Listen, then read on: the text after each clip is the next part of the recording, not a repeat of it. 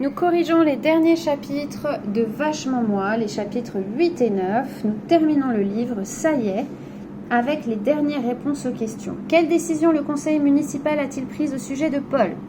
Lui offrir un petit prêt, rien qu'à lui, avec étable privée et matelas moelleux. Pourquoi le conducteur de la bétaillère refuse-t-il de laisser Paul monter à bord de son véhicule?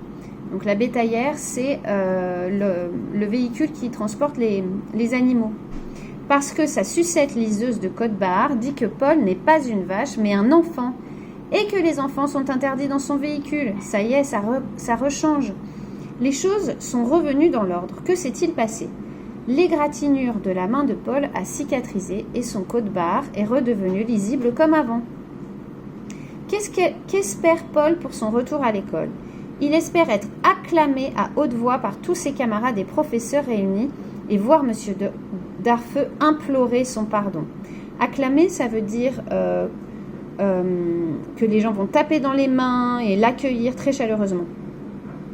À quel spectacle assiste-t-il finalement dans la cour de l'école?